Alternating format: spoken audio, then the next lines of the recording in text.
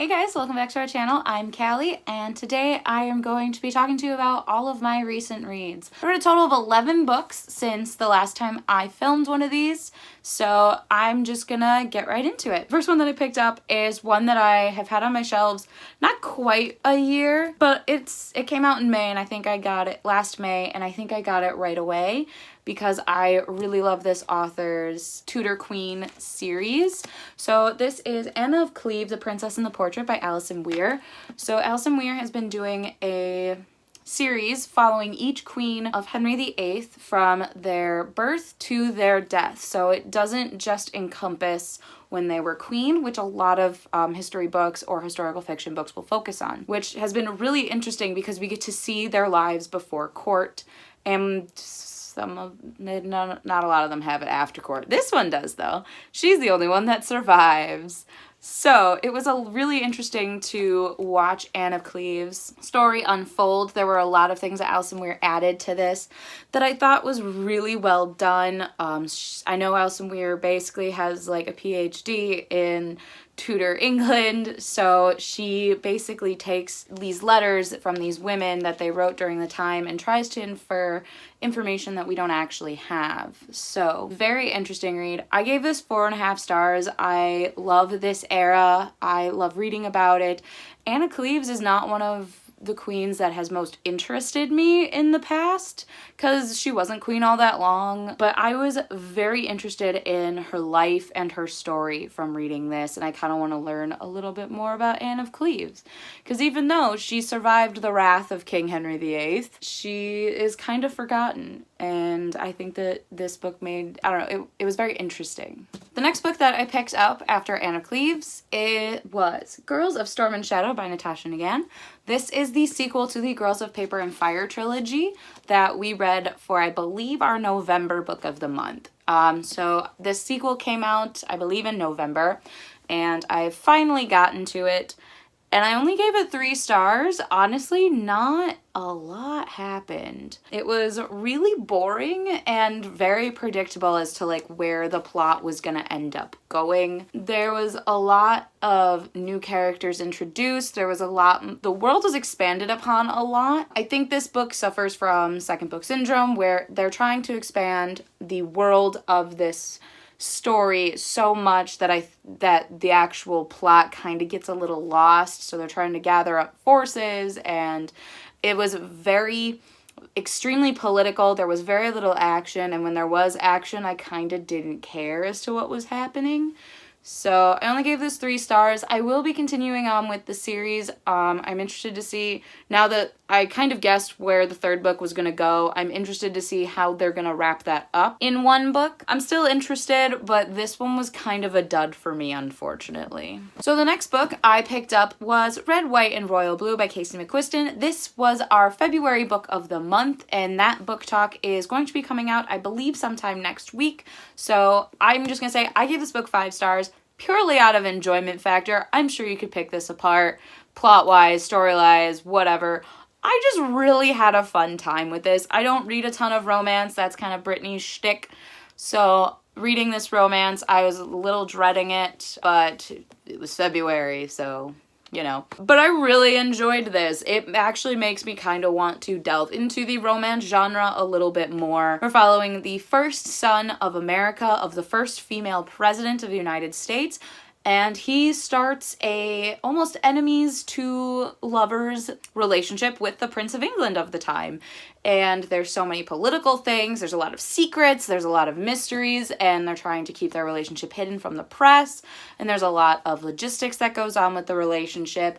Plus we get a lot of different side characters, like each other's siblings, their friends, and it was just, I thought it was very well done, and for someone who doesn't read romance a ton, I really enjoyed this. Next, I picked up Gideon the Ninth by Tamsyn Weir. I picked this up because Sarah kept raving about it. So this is a necromancers in space story. So it has a very complex world.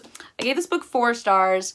It was very tough to get into. I would say I didn't super get into it until about halfway because the first half was explaining our 9 worlds, and each planet is its own. So we're following Gideon, who is from the 9th planet, and the heir of the 9th planet have to go to a house so that that heir can learn to be like the highest type of necromancer.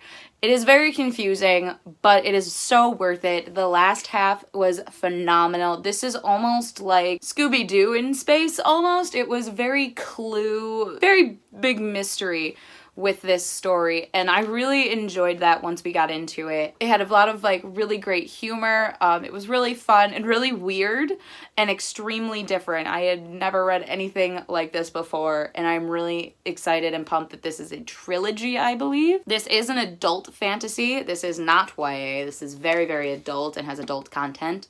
So be wary of that. And it left on such a big cliffhanger. I am super intrigued as to where this story is going to go after that ending, which was a lot. The last 50 pages I flew through just because so much was happening, so much was being revealed, so much magic and whodunit and just so many things.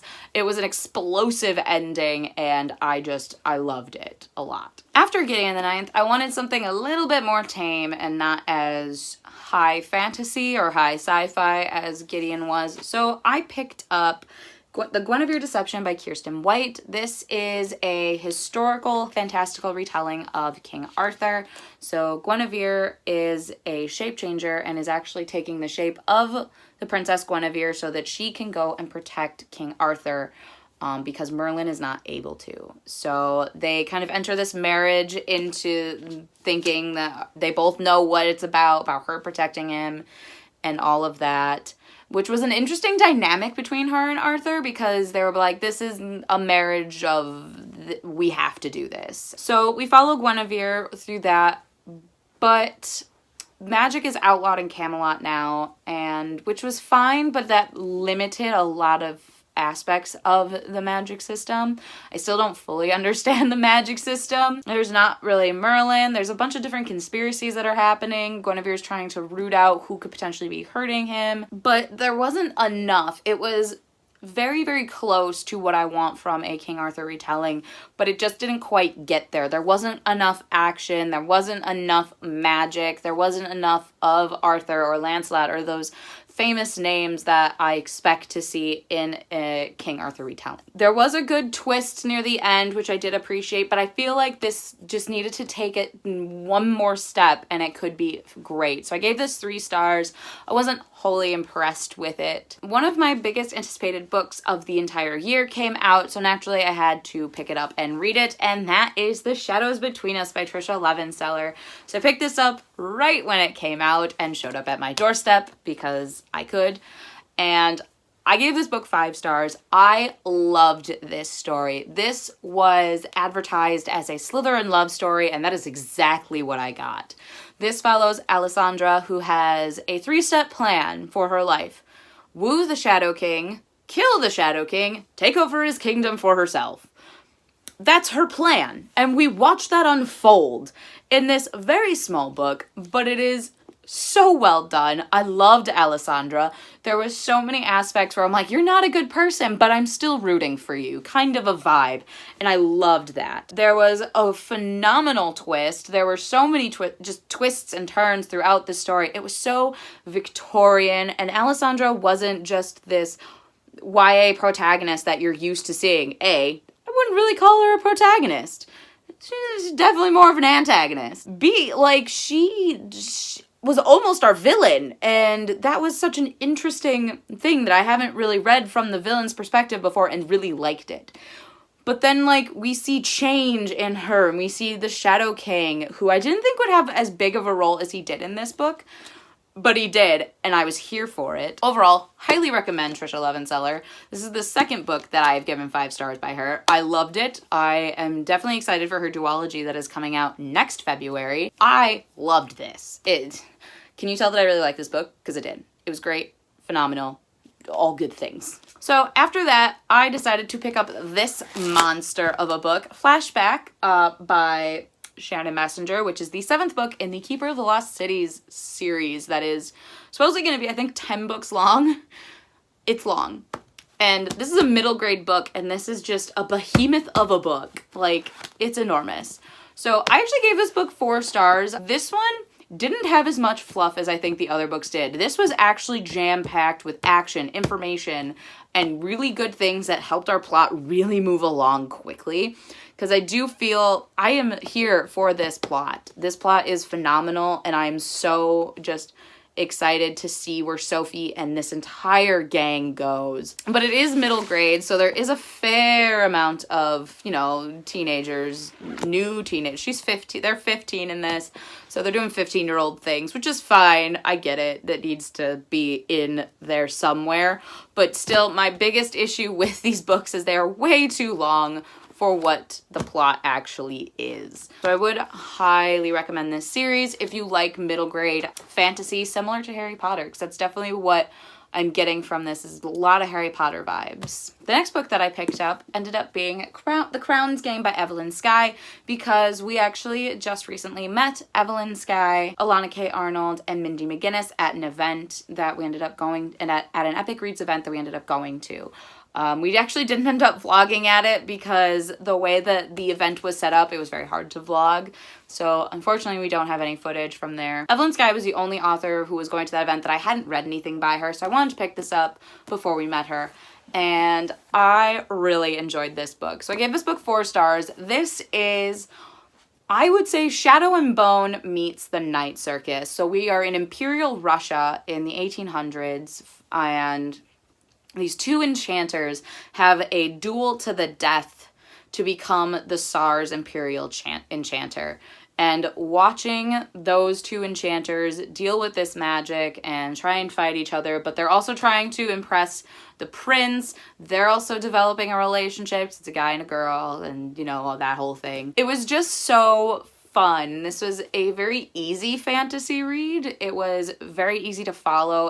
It wasn't a complex magic system. It was straightforward. There is a bit of a love triangle, but this is like 2016 YA, so I should have expected that going in. I was kind of okay with it. That and I haven't actually read a real love triangle in a while, so I was kind of okay with it. But I loved the magic, the fashion, the banter that these characters had. Everyone is just hella sassy in this book. And sometimes that can be really annoying and repetitive. But even though everyone was really sassy, it didn't feel repetitive or overbearing. It was just funny and just I just wanted to watch more and more of it because they were hysterical.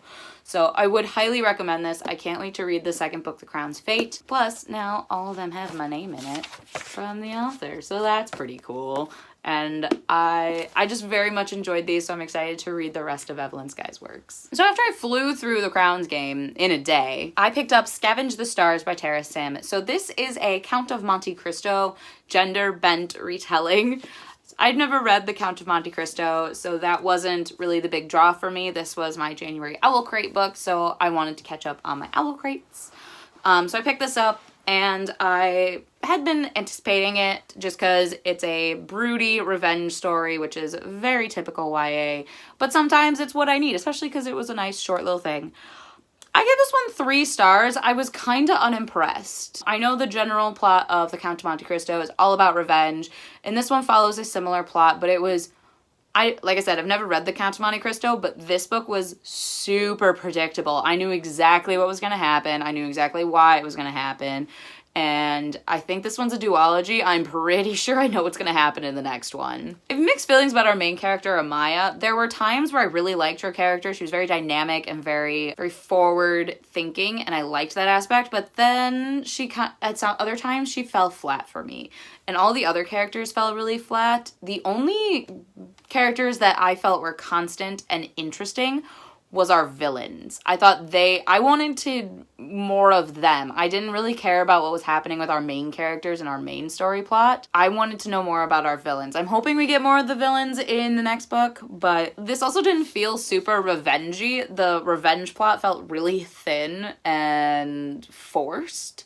So wasn't a huge fan of this, unfortunately. So next I decided to do one of my rereads. I've been trying to reread at least 3 books a month. So I picked up my first one, and that was Thunderhead by Neal Shusterman.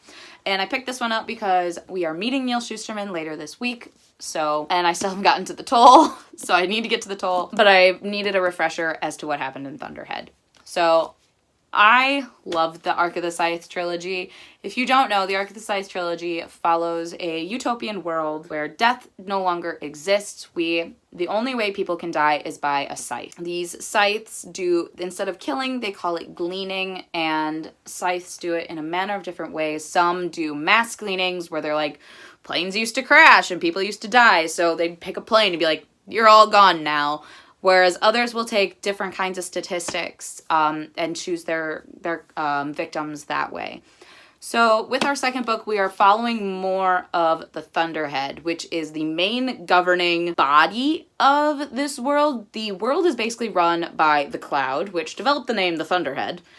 And we get to, the Thunderhead and the Scythedom aren't allowed to communicate at all. It's almost like a church and state kind of thing, which is fair, but that is why the Scythedom is so corrupt. We see that throughout the books. So it's really interesting to see, for the first book, we weren't allowed to see the Thunderhead, but now that this one was in the point of view of the Thunderhead, we actually got more of what the Thunderhead does for the world. So this was able to expand upon our world even more, but we are still following Citra and Rowan throughout their scythe journey. I remember the ending. The ending has still stuck with me ever since I finished it the first time. Rereading it was so hard because I knew it was coming, and it's not a fun time as to how this book ends at all. It broke my heart. It broke my heart all over again when I read it. That cliffhanger, though, I really want to get to the toll now that I've been refreshed. The first time I read it, I gave it 5 stars. Second time I've read it, 5 stars again. And the last book that I ended up reading was The Last Time I Lied by Riley Sager. This is Riley Sager's second book, I believe, but this is the third book by him that I've read. I really enjoy Riley Sager's writing style. They write a mystery so well, and like Lock Every Door and Final Girls, I was constantly guessing and re-guessing as to what the final thing was, and I was still wrong, but I love that journey of where you're reading this mystery thriller and you're like, okay, well, maybe it's this and this and this. Okay, well, now I've got new information. That doesn't work. Scrap that. Try again. I really like that process in my brain that happens with these books. So I will definitely continue to read Riley Sager's thrillers. They're really easy reads, they're really quick, and they're satisfying. One thing about thrillers that I see a lot is that they're not always a satisfying ending. Each one of these has a satisfying ending. Everything connects in the end. This is definitely one, kind of like Lock Every Door, where I will want to reread this just so I can see like, oh, that's where that hint was. I see what you did there. Those kinds of moments. So yeah, I gave this book 4 stars. I thought it was really well done. I really liked it. Definitely a reread eventually. So those are the 11 books that I have read recently. I am really excited to go into March. I have Crescent City, or House of Earth and Blood, on my bookshelf right now that I'm really excited to get to. And I'm really excited about my TBR that I have set up for March. So that's going to be it for today. So feel free to like, comment, and subscribe to our channel. We post videos every Tuesday, Thursday, and Sunday. All of our handles and links will be listed down below in the description. And I will see you guys in our next video. Bye!